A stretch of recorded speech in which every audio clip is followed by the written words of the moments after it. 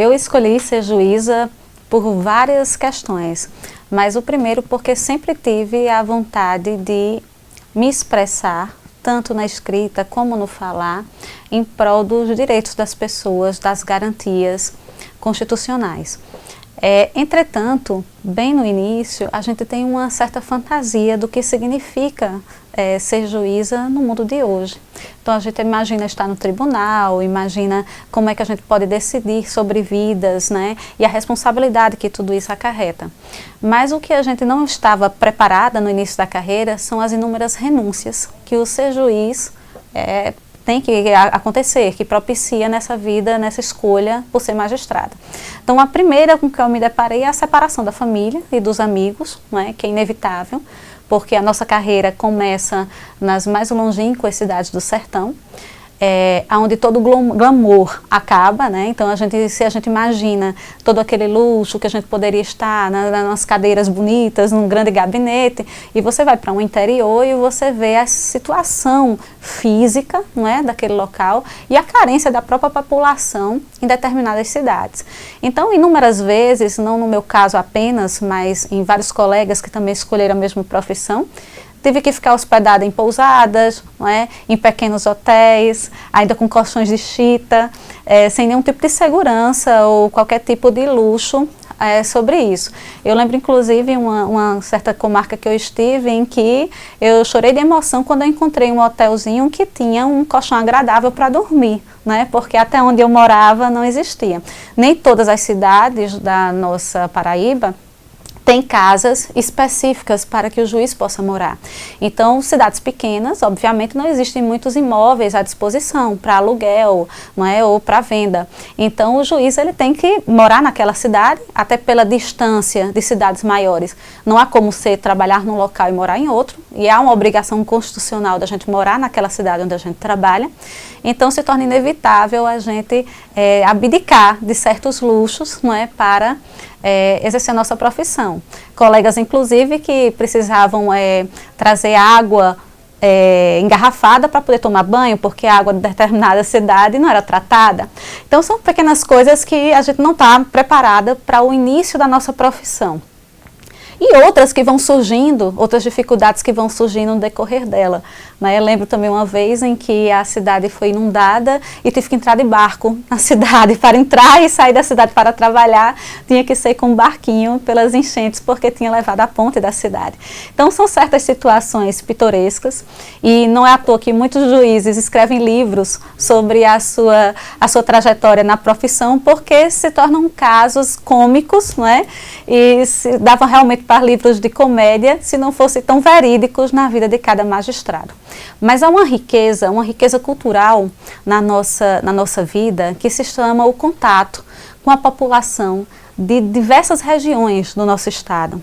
E dá uma riqueza cultural da gente ver como aquele popular se comporta, as características de cada cidade, né? E quando a gente chega finalmente na capital, nós já passamos por diversas regiões e adquirimos uma série de conhecimentos e, por que não, amizades diferenciadas de cada local que a gente passa. Obviamente, o juiz ele não pode ter no julgar amizades íntimas a ponto de motivar o seu convencimento em determinada causa ou ação. Mas a amizade sincera, aquela amizade, o amor que a gente tem por aquele popular, por aquela região, por aquele local, isso nós levamos conosco sempre por onde passamos. Então eu sempre tive esta experiência de, nas comarcas onde eu passava, de visitar e aproveitar tudo o que aquela cidade poderia me oferecer, não é? E foi também nessas circunstâncias que conheci o meu marido, também juiz, também engravidei das minhas 2 filhas, não é?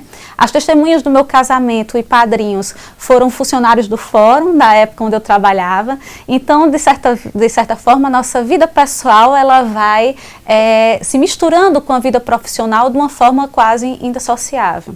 E não poderia deixar de ser, até porque na nossa profissão existe tanto tempo de dedicação ao trabalho em que, na verdade, você já não consegue dissociar sua vida pessoal do que você é. E, infelizmente, na nossa vida, a gente também tem que se preocupar com a nossa segurança pessoal.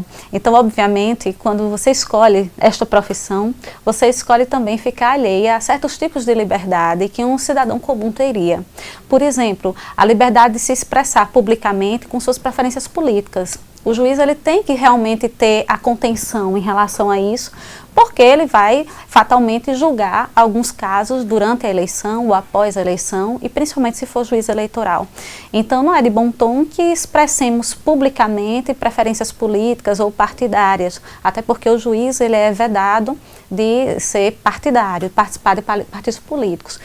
Também o comportamento pessoal do juiz, e aí torna-se uma exigência muito maior para aquelas pessoas que são mais expansivas, que é o comprometimento com a moralidade, com os bons costumes e com isso também com um comportamento regrado que devemos ter diante da sociedade. O cidadão ele não consegue diferenciar o que é a pessoa do juiz na sua vida pessoal e o que é o juiz na sua profissão.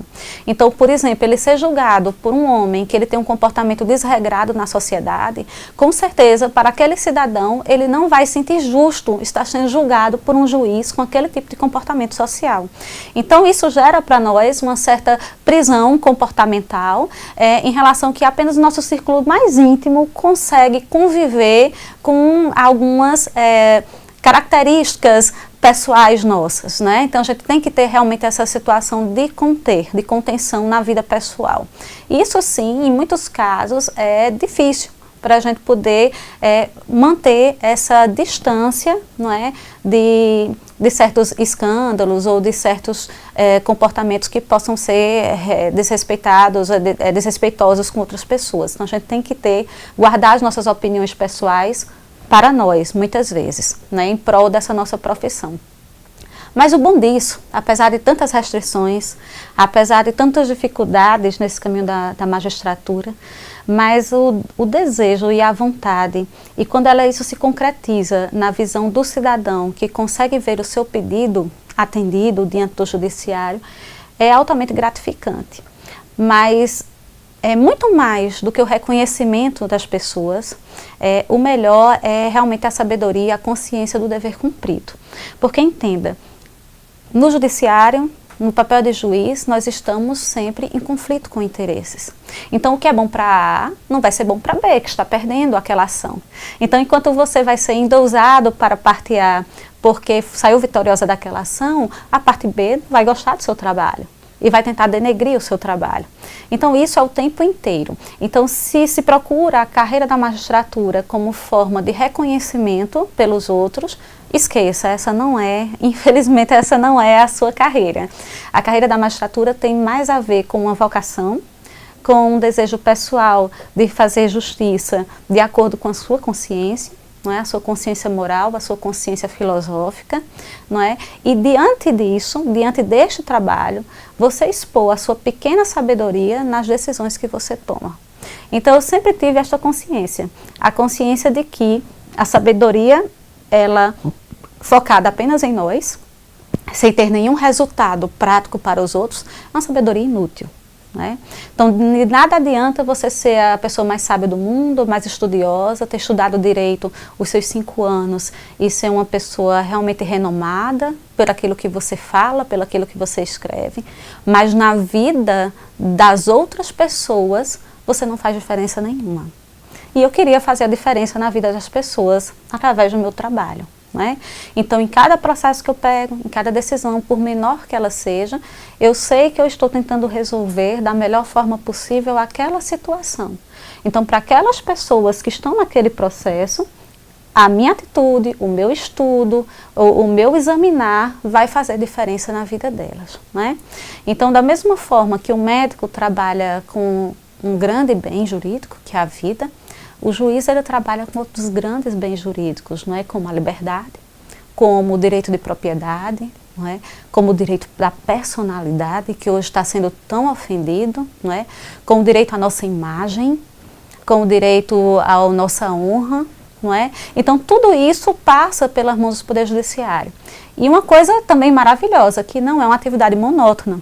Apesar da gente ver a quantidade de papéis, né, e isso possa, para uma pessoa de fora, achar monótona o examinar de papéis, mas naqueles papéis estão vidas e situações e histórias muito pitorescas, muito interessantes, e que a gente aprende a se sentir um pouco e se colocar naquela situação. Eu fui juíza muito nova, eu passei no concurso com 23 anos de idade, e, portanto, já tenho 13 anos de magistratura.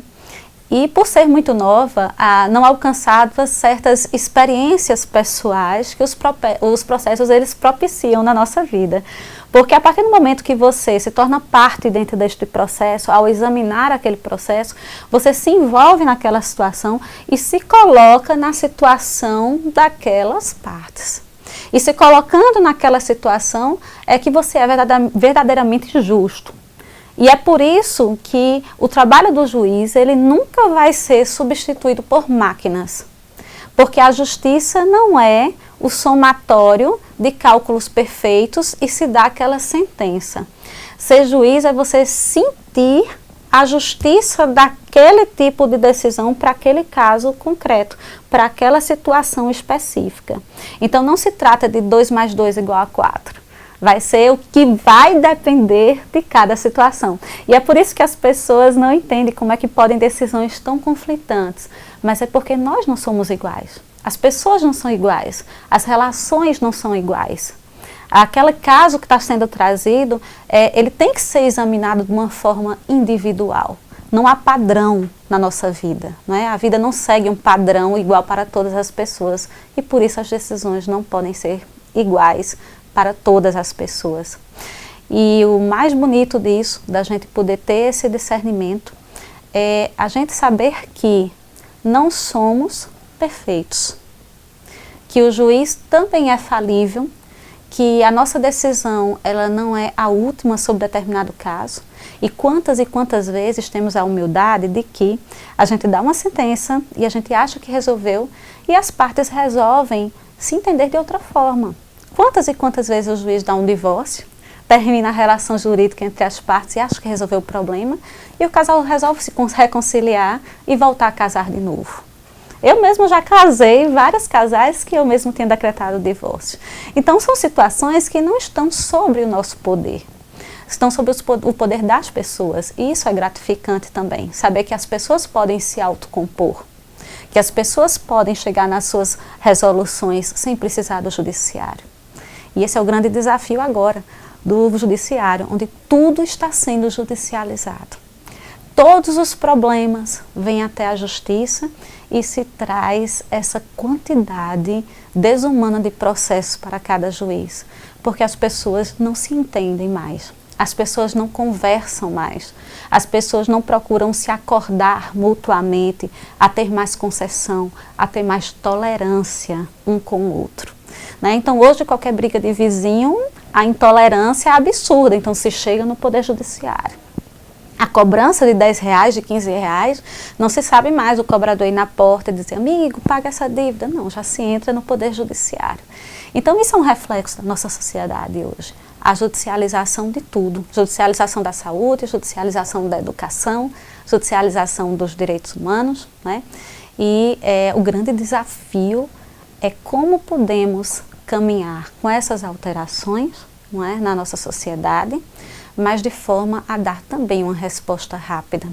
Porque do jeito que está sendo desumano para nós juízes pela sobrecarga de trabalho e volumes dos processos, e desumano para o jurisdicionado, que precisa tanto daquela decisão judicial e não tem aquela decisão judicial a tempo.